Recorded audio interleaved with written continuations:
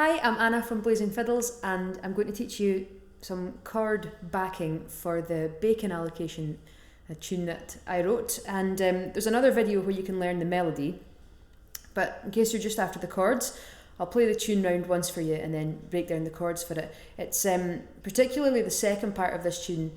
The melody was written around an interesting chord sequence really that I had been playing around. So I think the melody is sounds kind of prescriptive for the chords, but the chords kind of came first. So starts in E minor and it moves to G. So the tune goes like this.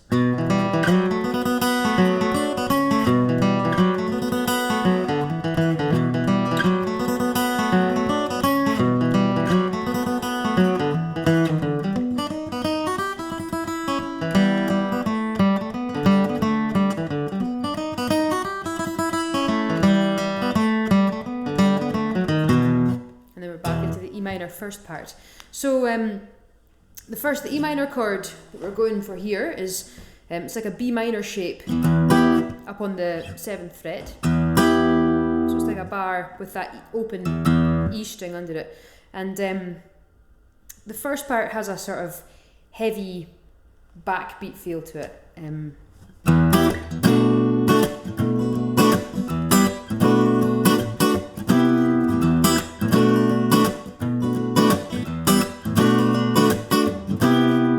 There are just 3 chords to the first part. This B minor sort of 9 is in there, I think. The way I'm playing it is just my thumb over on the bass string on the 7th fret and my middle finger just flattened right across the other strings. Just the A string is damped. You can use it with 4 fingers across if you want. However you want to voice it is fine.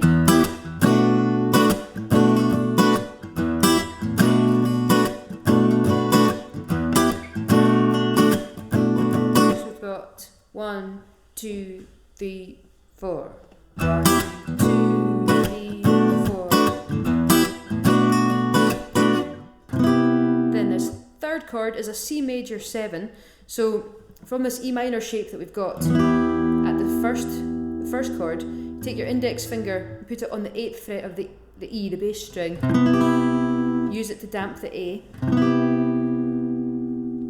So we've gone from an E minor to a C major 7. So your E minor triad, E, G natural, B, if you put a C in the bottom of it, so you've got this, is an E minor triad, you put a C in the bottom of it, makes it a C major 7. So they're very closely linked, the 2 chords.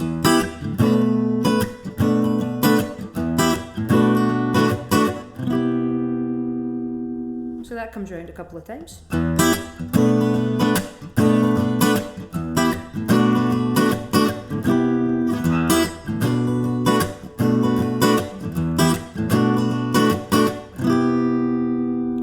Closed sounding first half with this sort of slappy and then a stop in the right hand.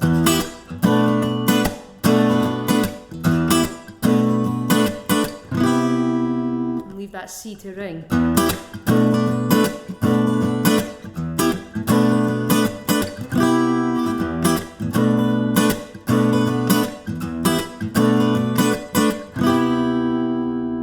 That's the first part, so it's got quite a swingy groove to it. We get into the second part.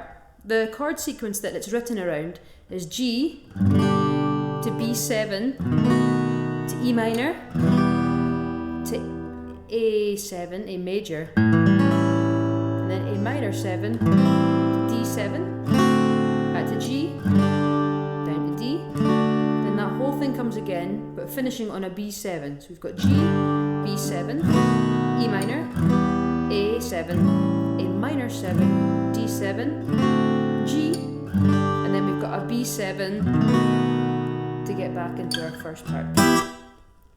So those chords again, G, B7, E minor, A7, A minor 7, D7, G, to D, then it repeats G, B7, E minor, A7, A minor 7, D7, G, then a B7, back into the first part. So we kind of go for a more sort of boom chick traditional feel to the backing of this.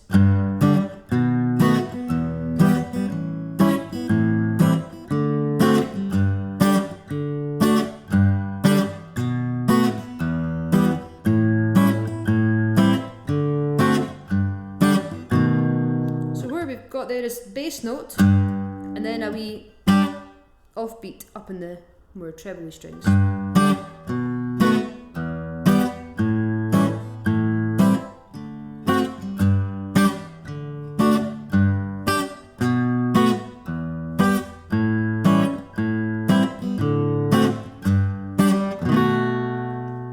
But like the first part, it's your right hand rhythm that makes this interesting. So you can stick with that fairly straightforward boom chick idea, and to make it a little bit more interesting than that, there's a little offbeat part that you can put in. So rather than just that stays the same, that's in there as the sort of bed part.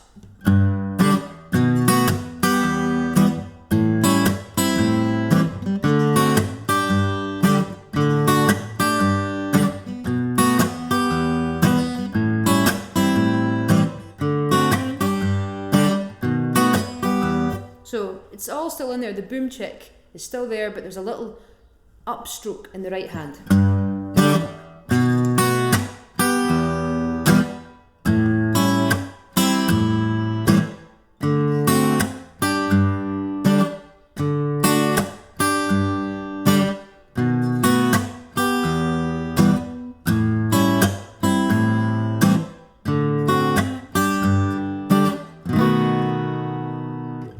So you can work on that as slowly as you like.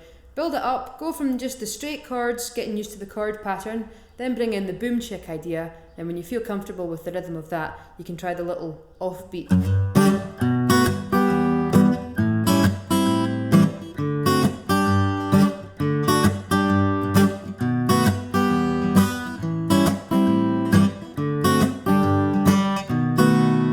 So I'll play around the chords once for the tune for you.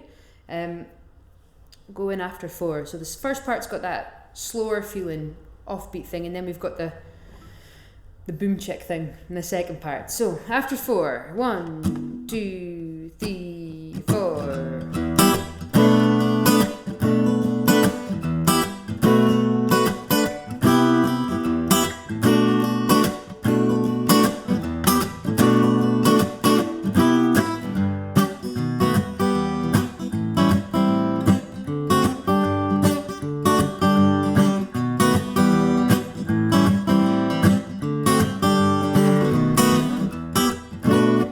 Start.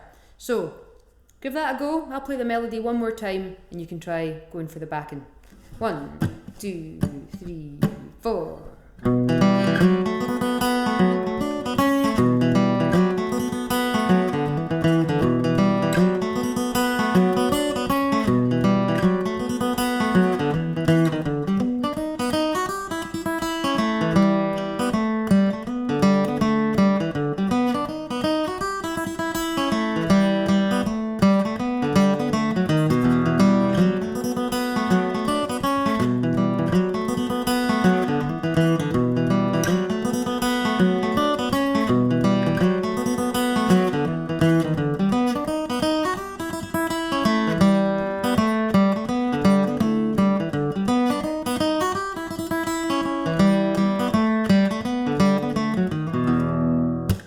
That's the Bacon Allocation. You can find it on the new Blazin Fiddles album, and check out the YouTube channel for a couple more teaching videos.